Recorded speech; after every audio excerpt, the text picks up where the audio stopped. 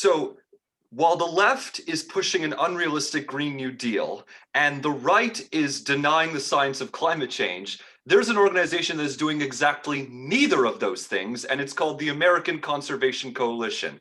And joining me now is a representative from that organization, Danielle Butcher. Danielle, thank you for coming on the show. Thank you so much for having me, Jonathan. It's great to be on. I hope I got the name pronounced correctly. Yes, perfect. So what have you been up to these days? You've been working for the ACC, but you've also taken on another job as well. Yeah, I am now a visiting fellow with the Independent Women's Forum. So I've been doing a lot of writing and media on behalf of the organization, talking about energy and climate change, and it's been really great. Yes, so no, I've been following you guys for probably the better part of a year, and I've noticed that in just that span, like throughout the 2020 primaries, you guys got the sign on to your plan from a number of Republicans running for Congress, like Nancy Mace, and you even got Kevin McCarthy to sign on to it. Like I didn't think, as someone who I guess who has observed the Republicans for a while, I didn't think that would happen, that Republicans would very quickly sign on to a plan that addresses climate change from a conservative perspective. Yeah, well, I think the difference between our plan and the Green New Deal is that our plan is a framework for how we should be addressing this issue. It's not a blueprint for exactly what we need to do, but what our plan says is here are 4 issues that are very important. So you have natural solutions, 21st century infrastructure, energy innovation, and global leadership. Those are the 4 things that we need to address if we're going to address climate change. And so our plan lays out how we can work on those 4 issues, rather than saying, this is a mandate we need, this is a tax we need, this is a regulation we need. So I'm going to get to globally. Let's start domestically. You're on the issue of technology. You're the climate. The ACC essentially calls for investing in green technology rather than through taxes or through regulation. So how exactly would that work? Yeah, so I think, first of all, it's good to clarify what the conservative position on these issues is, because a lot of times we get asked about free market versus no government versus limited government. And so just to clarify, we come from a perspective where the conservative response is limited and effective government involvement in these types of issues. And so where we see government can be effective is in incentivizing entrepreneurs and innovators to do what they do best, rather than trying to do it themselves. Right, and that actually ties into something else that you guys have talked about a lot, which is the role of the private sector. I don't know if you watched this week, but SpaceX had that launch of SN10, and it took off, hovered, and then came down, landed successfully, and then detonated about 8 minutes later. But Elon Musk, I feel like, has been at the forefront, in terms of the private sector in investing in green technology, and I feel like he's really showing the government really how it's done. Yeah, I mean, there's a reason that there are government contracts between SpaceX and NASA, and there's a reason they're all working together. It's because the private sector is able to innovate at an accelerated pace. And I think that Elon's other company, Tesla, is a perfect example of how government can work hand in hand with private industry. In the case of Tesla, we saw early stage subsidies, which I think a lot of conservatives would immediately balk at. But when you see the products that came out of it, I mean, jobs, insane technology, consumer choice, I think it's really a trade-off worth making. Right, and I feel like that some of this does come down to subsidies, particularly with infrastructure, because I think that one of the things that makes it harder for things like green cars, or electric cars, to be adopted on a massive scale is because the infrastructure for charging cars doesn't exist on the scale that gasoline pumps exist. And is there a role for the government in ensuring that the infrastructure such as plugins for those cars exist?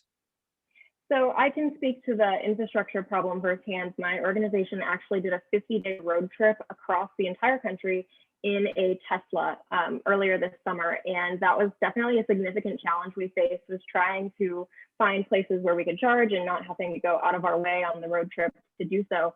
So it's definitely a challenge, but it's a challenge that the private sector is readily adapting to. I mean, these car companies know that electric cars are the future, and people can't drive electric cars if they don't have charging stations. And so I think this is a problem that's going to handle itself. The ACC also has a section specifically on the role of national parks. Do you want to go give an overview of that and get into some of the nitty-gritty details about that? I mean, like, I mean, go ahead. oh, sorry, I didn't mean to cut you off. No, I probably I phrased that question pretty awfully, but basically, what is the role of national parks, especially considering that, you know, the federal government owns a lot of land, particularly out west. Like, I believe nearly all the state of Nevada is owned by the federal government. So what is the role of the federal government in controlling that much territory, and is there a role for it? Sure. So I think it's important to recognize that with national parks, part of what makes our country so special is our natural heritage and is our beautiful places. You know, there's a reason we say from sea to shining sea, America's beautiful. That being said, the government does own so much land, and a lot of it is not this like picturesque image you have in your head of a beautiful, pristine national park. And that being said, there's also a lot of resources on that federal land. And so I think we need to strike a balance between protecting the places that are beautiful and need the protection and need the conservation versus just closing everything off and saying we're not extracting any resources from this. It's untouchable. Don't mess with it. Right. And I also want to talk about the role of natural gas in transitioning to green power, because I believe that a couple years ago, Senator Jim DeMint, former Senator Jim DeMint, wrote an article essentially arguing that the development of natural gas and hydraulic fracturing was essentially a Green New Deal because of the lower carbon emissions involved with natural gas versus that of oil and coal. And I just sometimes wonder, why is it that there's such an opposition to natural gas among proponents of the Green New Deal? And where does natural gas, do you see, fitting in terms of that transition? Yeah, so it doesn't make sense to me why the left is so opposed to natural gas. Over the last 10 years, we have reduced our emissions more than the next 12 countries combined. And it's purely because we've transitioned to natural gas over coal. And so we're seeing this reduction in emissions, but natural gas is still considered the enemy. And so what my organization proposes is an all of the above energy approach, in which we're supporting energy where it makes sense, when it makes sense. So if we're talking about Arizona, does solar make sense there? Probably. If we're talking about, you know, some state that's not very windy, does wind make sense there? Probably not. Like, let consumers decide what energy type is best for them in their area. That's going to drive down prices, and it's going to provide reliable energy for everyone.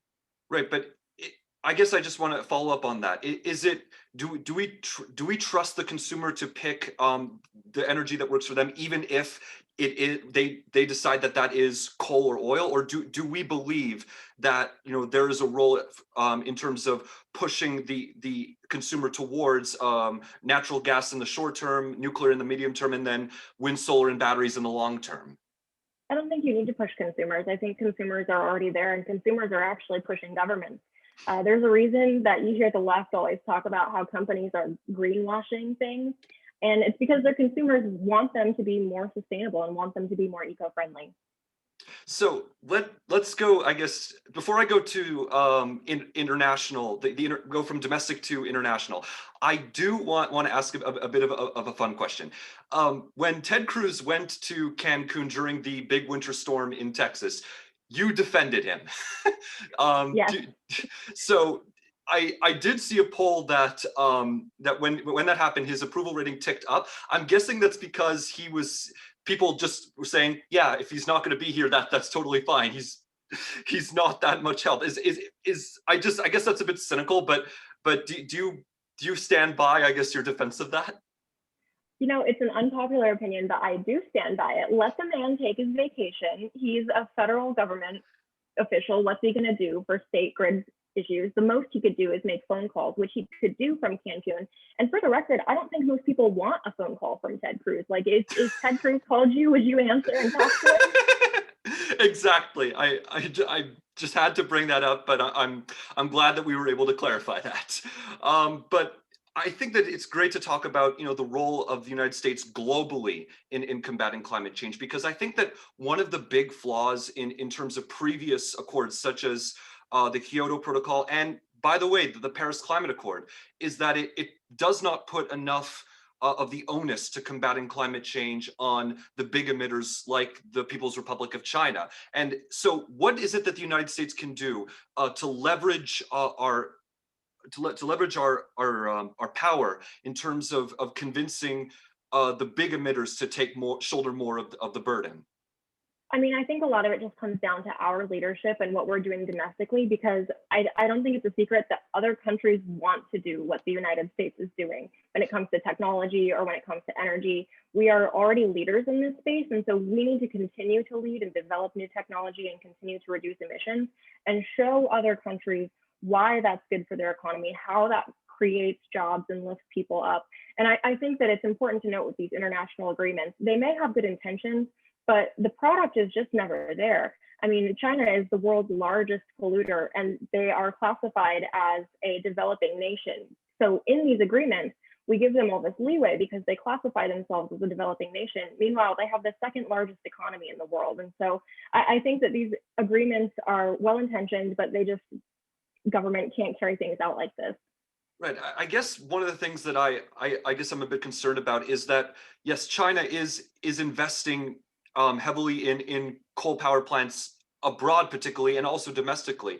But one thing that's happening is that many of the parts that are involved in making solar panels and windmills, many of that comes from, of those parts come from the People's Republic of China. And so, I guess just one of the things I'm worried about is that right now the United States is just not able to compete in terms of that. And I feel like that has to change if the United States and the West is going to be able to compete in terms of getting green technology built. Because if most that's coming from the People's Republic of China, that's an issue because we've seen everything that's happened in the PRC and I feel like there is correctly a an overall disengagement with China because of that values clash. And I guess one of the things I would like to see is for the United States to be able to compete in the production of green technology parts.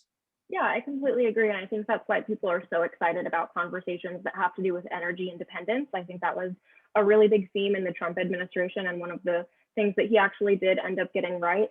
Because the fact of the matter is, when we produce energy here in the United States and when we produce technology here in the United States, it's more efficient, cheaper, and cleaner than anywhere else. And finally, I guess I'll just ask one more question. How would you rate the response from the Biden administration to climate change as of today? So I don't rate things on a grading scale. I get this question a lot. I think that's an unfair way to look at things. Look, I think Biden is there on climate change. He gets it. He understands that it's a problem. At the same time, the policies aren't there. They're not bipartisan. There are a lot of executive orders. It's a lot of pushing things through Congress. And any meaningful climate legislation needs to be bipartisan because, as we've seen, when administrations shift from administration to administration, the president comes in and undoes everything that the previous president had done. And so we need lasting policy. And the only way to achieve that is by getting both sides of the aisle to sit down and agree. Danielle, I definitely want to have you back to discuss this more when they actually get around to crafting that legislation and actually voting on it. But for now, where can everyone follow you on Twitter, and where can everyone follow the ACC everywhere else? Yeah, you can follow ACC anywhere on any social media platform at ACC_national. You can follow me on Twitter at Danny S. Butcher. All right, Danielle, thank you so much for coming on, and I'd love to have you back sometime.